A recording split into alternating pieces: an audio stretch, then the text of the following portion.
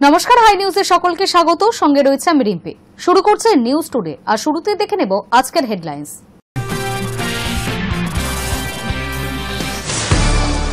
বাংলার সমাজ এখন এমন জায়গায় পৌঁছেছে যেখানে কন্যা শিশুরা নিরাপদ নয়। দুর্গাপুর ধর্ষণকাণ্ডের উল্লেখ করে বিস্ফোরক মন্তব্য রাজ্যপালের। নির্যাতিতার সঙ্গে তার সহপাঠীর সম্পর্ক ছিল প্রেমের, পরিকল্পনা মাফিকই যাওয়া হয়েছিল নির্জন জায়গায়। দুর্গাপুরের ঘটনায় তদন্তে দাবি পুলিশের। বেশ কয়েকটি ওষুধের কমেছে জিএসটি, ক্রেতাদের তা জানাতে দোকানে লাগানো পোস্টার ব্যানারে মোদির ছবি। ঘটনায় ক্ষুব্ধ বাংলার শাসকপন্থী চিকিৎসক স্বাস্থ্যকর্মীদের সংগঠন। 8 লক্ষ টাকা ঘুষ নেওয়ার অভিযোগ, তল্লাশিতে উদ্ধার নগদ 5 কোটি, গাড়ি, দামি ঘড়ি সহ অনেক কিছু। পাঞ্জাবে সিবিআইয়ের হাতে গ্রেফতার রোপার রেঞ্জের ডিআইজি অফিসার। নরেন্দ্র মোদী ও ট্রাম্পের মধ্যে রুশ তেল আমদানি নিয়ে কথোপকথনের দাবি অস্বীকার ভারতের। ট্রাম্পের দাবি কি ভুয়ো, প্রশ্ন আন্তর্জাতিক মহলে। বেশ কয়েকটি ওষুধে জিএসটি 12% থেকে কমে 5% হয়েছে।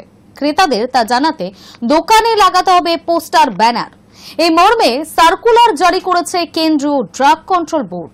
বোর্ডের সেই পোস্টারে জ্বলজ্বল করছে প্রধানমন্ত্রী নরেন্দ্র মোদীর ছবি। এরপরে গোটা ঘটনায় ক্ষুব্ধ বাংলায় শাসকপন্থী চিকিৎসক স্বাস্থ্যকর্মীদের সংগঠন। বেশ কয়েকটি ওষুধে জিএসটি 12% থেকে কমে 5% হয়েছে। তা জানাতে ক্রেতাদের উপর নির্দেশ দেওয়া হচ্ছে পোস্টার ও ব্যানার লাগাতে হবে দোকানে। এই মর্মে সার্কুলার জারি করেছে কেন্দ্রীয় ড্রাগ কন্ট্রোল বোর্ড।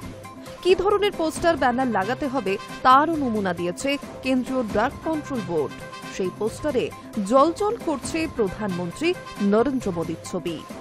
গোটা ঘটনায় ক্ষুব্ধ বাংলায় শাসকপন্থী চিকিৎসক ও স্বাস্থ্যকর্মীদের সংগঠন প্রোগ্রেসিভ হেলথ অ্যাসোসিয়েশন।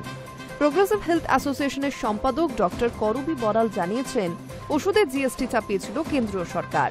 তারপর থেকে নাগারে প্রতিবাদ করেছেন মুখ্যমন্ত্রী মমতা বন্দ্যোপাধ্যায়।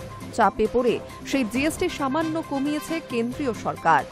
আমজনতার জন্য এই কাজ করা তাদের কর্তব্যের মধ্যে পড়ে। তার জন্য পোস্টার টাঙিয়ে রাজনৈতিক প্রচার করা লজ্জাজনক। নয়া সার্কুলারে বলা হয়েছে, প্রতিটি পাইকারি এবং খুচরো ওষুধের দোকানে টাঙিয়ে রাখতে হবে এই পোস্টার ব্যানার। সেই ব্যানারে লেখা হয়েছে, কিছু ওষুধে জিএসটি 12 থেকে 5% হয়েছে। ক্যান্সারের ওষুধের জিএসটি এখন 0। পাশাপাশি দাম কমেছে শুকনো খাবার, জিমের যন্ত্রপাতি, মেডিকেল ডিভাইস, চশমা, কন্টাক্ট লেন্স, জুস, ফ্রুট পাল্পের। সেই পোস্টারের পাশেই প্রধানমন্ত্রীর পেল্লাই ছবি। ডক্টর করবি আরও বলেন, নির্বাচনে জিতে প্রধানমন্ত্রীর আসনে বসেছেন নরেন্দ্র মোদী। যারা তাকে ভোট দিয়েছেন, যারা দেননি, সকলের জন্য কাজ করতে তিনি দায়বদ্ধ। সেখানে জিএসটি কমিয়ে এই ধরনের পোস্টার ছাপিয়ে প্রচার অত্যন্ত দৃষ্টিকটু। রাজ্য ড্রাগ কন্ট্রোল বোর্ড সূত্রে খবর, পাইকারি খুচরো মিলিয়ে বাংলায় 1,10,000 ওষুধ বিক্রয় কেন্দ্র রয়েছে। প্রতিটি আউটলেটে টানা 100 দিন লাগাতে হবে নরেন্দ্র মোদীর ছবি সম্বলিত কেন্দ্রীয় ড্রাগ কন্ট্রোল বোর্ডের পোস্টার, যার প্রতিবাদ জানিয়েছে West Bengal medical sales representative ইউনিয়নও। সংগঠনের সর্বভারতীয় সাধারণ সম্পাদক পার্থরক্ষিতের কথায়, কেন্দ্রীয় ড্রাগ কন্ট্রোল বোর্ডের সার্কুলারে যা লেখা হলো তা কার্যত সরকারি টাকায় দলীয় প্রচার। পার্থরক্ষিতের আরও দাবি, জীবনদায়ী ওষুধের দাম বাড়ানো গর্জিত অপরাধ। ওষুধে জিএসটি বসানোর পর থেকেই আমরা 0 জিএসটির দাবি জানিয়েছিলাম, তা তো হয়নি। জিএসটি কমানোকেও রাজনৈতিক চটক বলে জানিয়েছেন পার্থরক্ষিত। বেঙ্গল কেমিস্ট অ্যান্ড ড্রাগিস্ট অ্যাসোসিয়েশনের সম্পাদক তিনিও জানাচ্ছেন, আমরা সার্কুলার পেয়েছি, জানিয়ে দিয়েছি রিটেলারদেরও। High News network.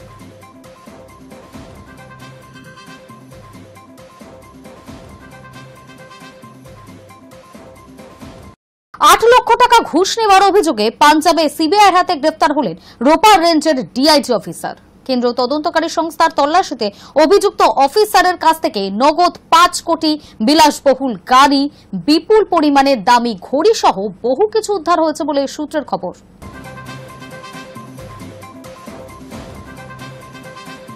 $8 লক্ষ টাকা ঘুষ নেওয়ার অভিযোগে পাঞ্জাবে সিবিআইয়ের হাতে গ্রেফতার হলেন এক পুলিশ কর্তা। তিনি রোপার রেঞ্জের ডিআইজি পদে ছিলেন। কেন্দ্রীয় তদন্তকারী সংস্থা তল্লাশি চালিয়ে অভিযুক্ত অফিসারের কাছ থেকে নগদ 5 কোটি, বিলাসবহুল গাড়ি, বিপুল দামি ঘড়ি সহ বহু কিছু উদ্ধার করেছে বলে এক সর্বভারতীয় সংবাদ মাধ্যমের সূত্রে জানা গিয়েছে। সূত্রের দাবি, ডিআইজি হরিচরণ সিং ভুল্লার 2009 ব্যাচের আইপিএস অফিসার। কয়েকদিন আগে তার নামে পুলিশে অভিযোগ দায়ের করেন আকাশ বাট্টা নামের এক ব্যবসায়ী। তার অভিযোগ 8 লক্ষ টাকা না দিলে মিথ্যে মামলায় তাকে ফাঁসানোর হুমকি দিচ্ছেন ওই অফিসার। বৃহস্পতিবার মামলাটি নথিবদ্ধ করে সিবিআই। জানা গিয়েছে অভিযুক্ত অফিসারের সঙ্গে গ্রেফতার করা হয়েছে কৃষ্ণ নামে এক সহযোগীকেও। ওই ব্যক্তি যে কোনো ঘুষের ক্ষেত্রে মধ্যস্থতার কাজ করতেন বলে অভিযোগ। বৃহস্পতিবার অভিযুক্তদের ধরতে রীতিমতো ফাঁদ পাতে পুলিশ। বুল্লারের দাবি মেনে কৃষ্ণকে টাকা দিতে পৌঁছান আকাশ। তিনি টাকা নিতেই পুলিশ সেখানে হাজির হয়ে তাকে গ্রেফতার করে। সেই সঙ্গে ফোনে টাকার বিষয়টি ওই ব্যক্তির কাছে স্বীকার করতেই গ্রেফতার করা হয় ভুল্লারকেও। ওই দুই অভিযুক্তকে শুক্রবার আদালতে তোলারও নির্দেশ দেওয়া হয়। এদিন অভিযুক্ত আইপিএস অফিসারের সঙ্গে সম্পর্কিত বিভিন্ন স্থানে তল্লাশি চালানো হয়েছে।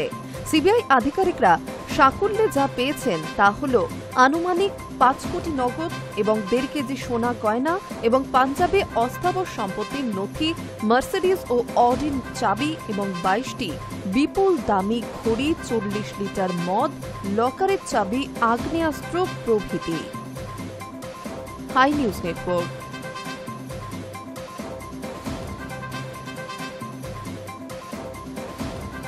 উৎসবের মরশুমে আইআরসিটিসির ওয়েবসাইট বিভ্রাট, কাটা যাচ্ছে না কোনো টিকিট, নাকাল যাত্রীরা। এক স্যান্ডেলে ক্ষোভ উগরে দিয়েছেন যাত্রীরা। সাত সকালে আইআরসিটিসির ওয়েবসাইট বিভ্রাট, পেজে ঢুকলেই দেখাচ্ছে সার্ভিস আনঅ্যাভেলেবল। ফলে যারা তৎকালীন টিকিট কাটার প্ল্যান করেছিলেন তারা প্রবল সমস্যায়। কতক্ষণে ওয়েবসাইট ঠিক হবে তা নিয়ে এখনো পর্যন্ত কোনো তথ্য মেলেনি রেলের তরফে। উৎসবের মরশুম মানেই টানা ছুটি, আর ছুটি পেলে ঘুরতে যাবে না এমন বাঙালি আছে নাকি? সামনেই কালী পুজো, ছট পুজো, ফলে অনেকের আবার বাড়ি ফেরার পালাও।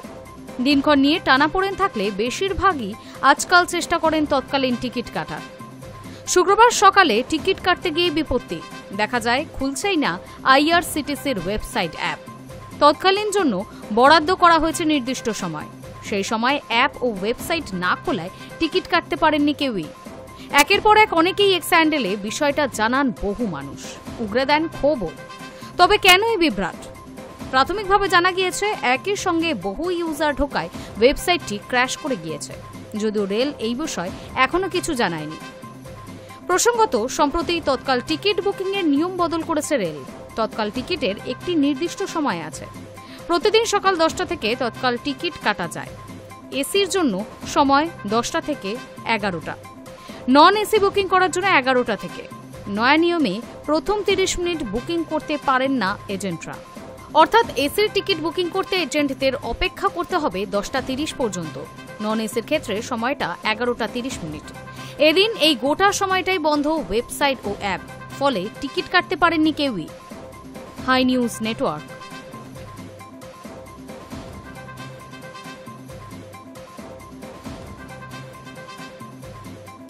একসঙ্গে 210 জন মাওবাদী এবার আত্মসমর্পণ করল। শুক্রবার ছত্তিশগড়ের বস্তার ডিভিশনে জগদ্দলপুরের হেডকোয়ার্টারে আত্মসমর্পণ করে মাওবাদীরা। সঙ্গে অস্ত্রও জমা দেন তারা। বুধবার থেকে এই নিয়ে পরপর 3 দিন প্রায় 450 জন মাওবাদী আত্মসমর্পণ করে। একসঙ্গে এবার 210 জন মাওবাদী আত্মসমর্পণ করল।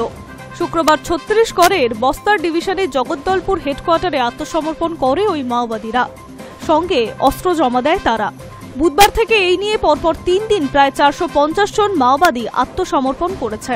বুধবার কেন্দ্রীয় স্বরাষ্ট্রমন্ত্রী জানিয়েছিলেন, এখন ভারতে মাওবাদীর উপদ্রব জেলার সংখ্যা মাত্র 3। সুকমা, বিজাপুর, নারায়ণপুরে রয়েছে এই তালিকা। গত এপ্রিলে সংসদ বাজেটের অধিবেশন পর্বে কেন্দ্রীয় স্বরাষ্ট্রমন্ত্রীর প্রতিমন্ত্রী নিত্যানন্দ রায় জানিয়েছিলেন, রেড করিডর ক্রমশ সংকুচিত হয়েছে। শুধু তাই নয়, তিনি এও দাবি করেছিলেন আগামী বছর 31শে মার্চের আগে গোটা দেশ মাওবাদী মুক্ত হতে চলেছে। নিষিদ্ধ সংগঠন সিপিআই এর নেতা কর্মীরা বারবার মূল স্রোতে ফিরে আসার বার্তা দেন কেন্দ্রীয় স্বরাষ্ট্রমন্ত্রী অমিত শাহ। বৃহস্পতিবার ছত্তিশগড়ের 197 জন মাওবাদী আত্মসমর্পণ করার বিষয়টি নিজেই জানিয়েছেন তিনি। তার বার্তা, আত্মসমর্পণ করে মাওবাদীরা যদি মূল স্রোতে ফিরতে চান তবে সকলকে স্বাগত। কেউ যদি অস্ত্র ছাড়তে চান না তবে নিরাপত্তা রক্ষীর রোষের মুখে পড়তে হবে বলে হুঁশিয়ারিও দেন শাহ।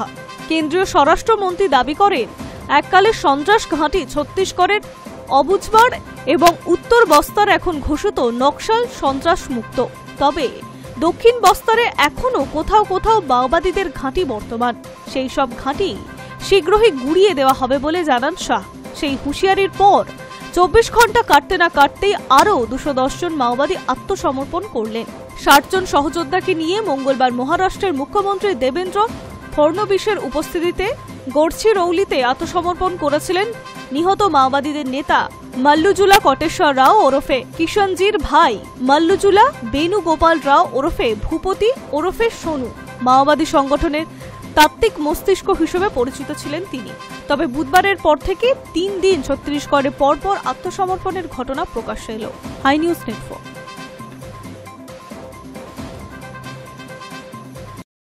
আজ থেকে 126 বছর আগে লোকাল ট্রেনে কোনো মহিলা কামরার অস্তিত্ব ছিল না। জেনারেল কামরার মতোই ছিল পুরো ট্রেন।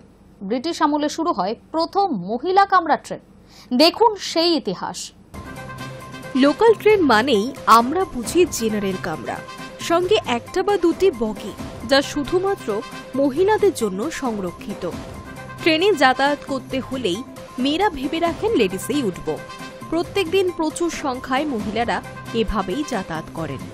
সেই কামরার মধ্যেই অনেক সময় আসন নিয়ে ঝামেলা, ছোটখাটো বিরোধ, এমনকি কিছু এমন ঘটনা থাকে যা সোশ্যাল মিডিয়ায় ভাইরালও হয়। কিন্তু জানেন কি, লোকাল ট্রেনের শুরুর দিকে মহিলা কামরার কোনো অস্তিত্বই ছিল না।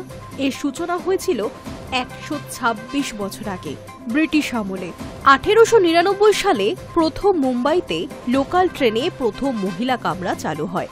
এই উদ্যোগের পিছনে ছিলেন কয়েকজন দূরদর্শী মহিলা সমাজকর্মী। তাদের মধ্যে উল্লেখযোগ্য রামাবাই রানাডে, পণ্ডিতা রামাবাই সহ প্রমুখ।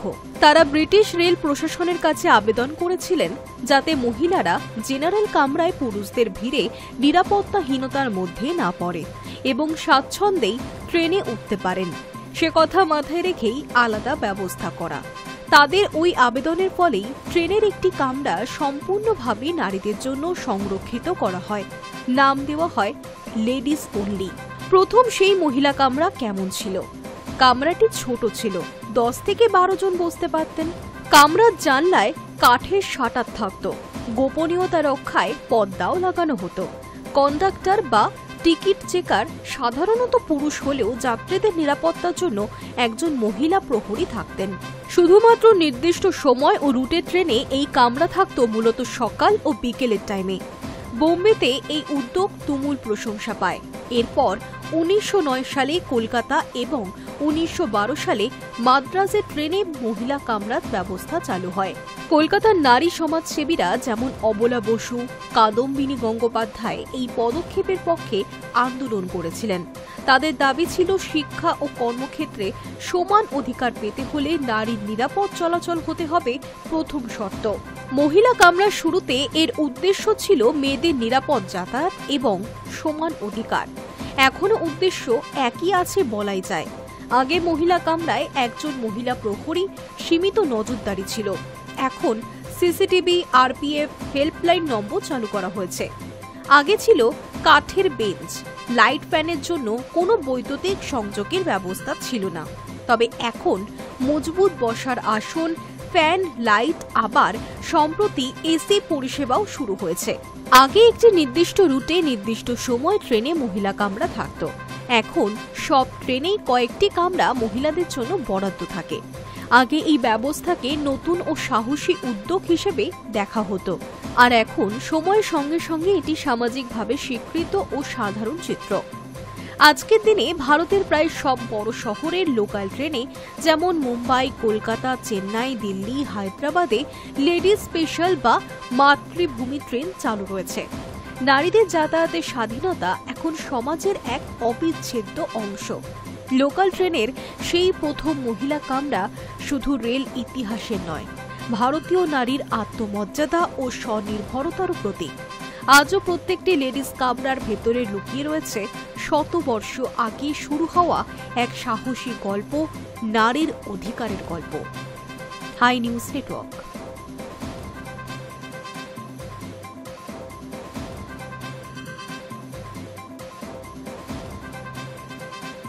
আসছে পরবর্তী খবরের দিকে।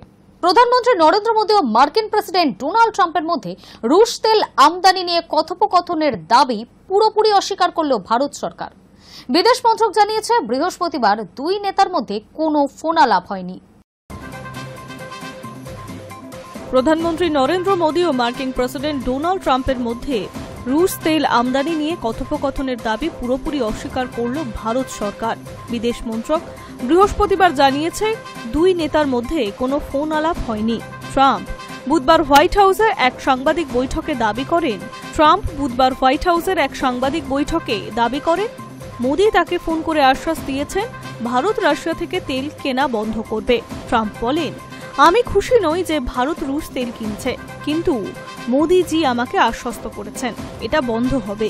এটা একটা বড় পদক্ষেপ। তবে সেই দাবি উড়িয়ে দিয়েছে ভারতের বিদেশ মন্ত্রক। জানিয়েছেন, দেশের জ্বালানি নীতি সর্বদা ভোক্তাদের স্বার্থ ও জ্বালানি স্থিতিশীলতা বজায় রাখার উপর নির্ভর করে।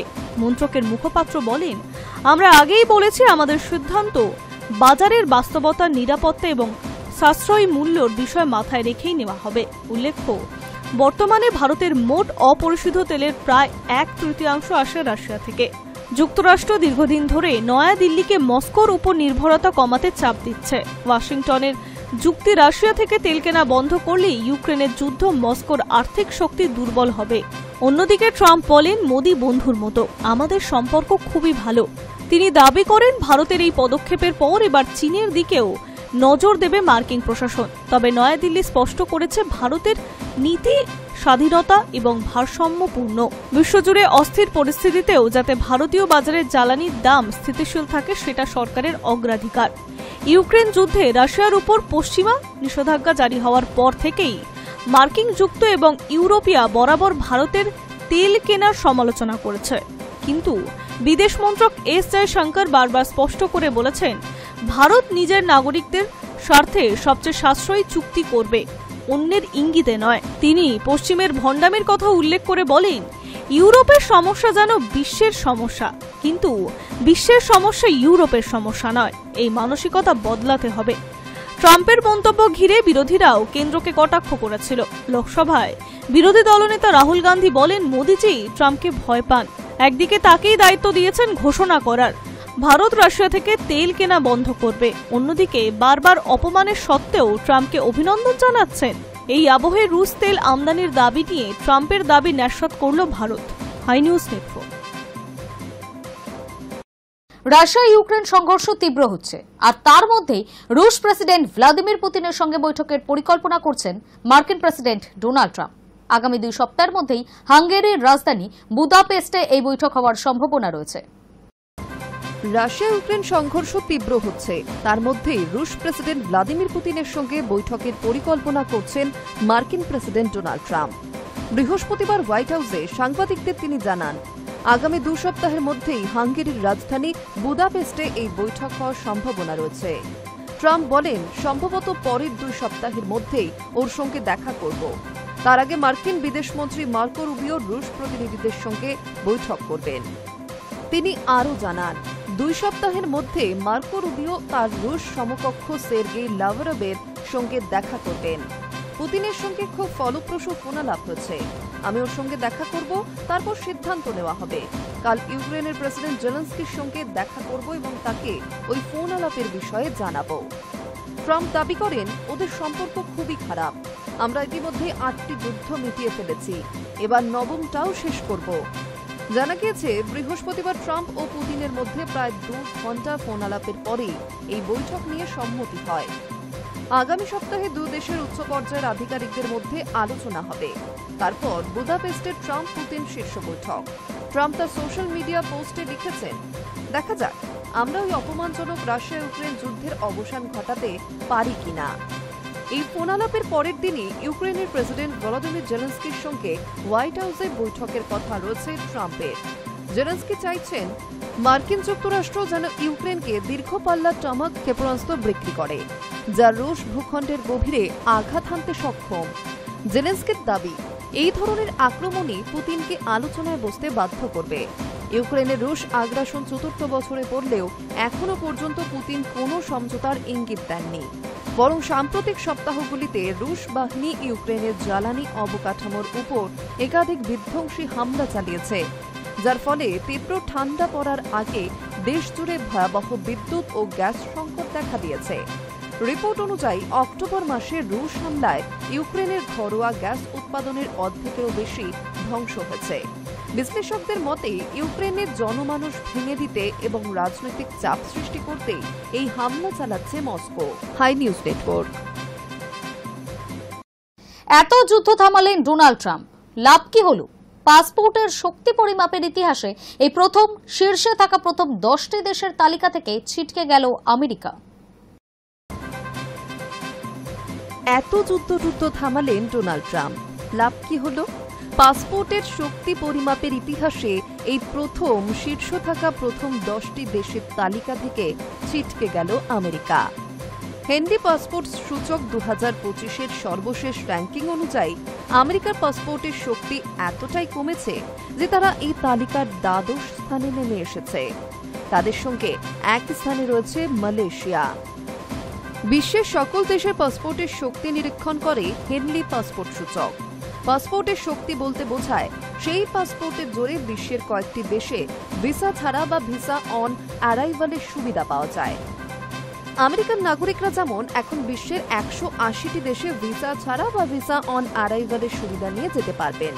তুলনামূলকভাবে পাসপোর্টের জোর বেড়েছে এশিয়ার দেশগুলির। বিশ্বের সবচেয়ে শক্তিশালী পাসপোর্ট হিসেবে প্রথম স্থান ধরে রেখেছে সিঙ্গাপুর।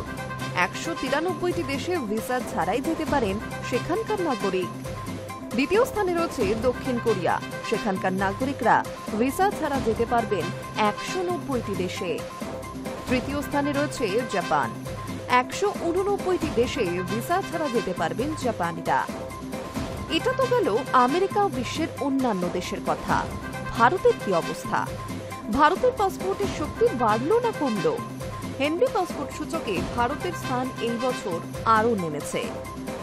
গত বছর ভারত এই তালিকায় ছিল 80তম স্থানে। এই বছর 5 ধাপ পিছিয়ে নেমে এসেছে 85তম স্থানে।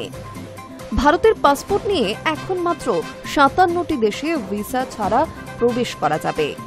পাশাপাশি প্রভূত উন্নতি করেছে চীন।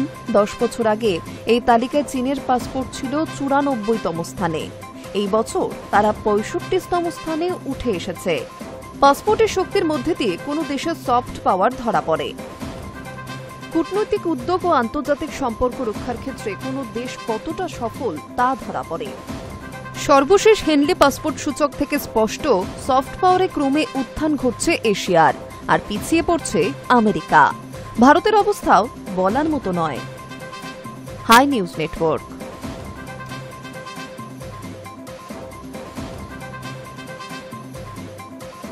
নিউজ টুডে এখনকার মতো এই পর্যন্তই। নজর রাখুন হাই নিউজে, নির্ভীক নিরপেক্ষ।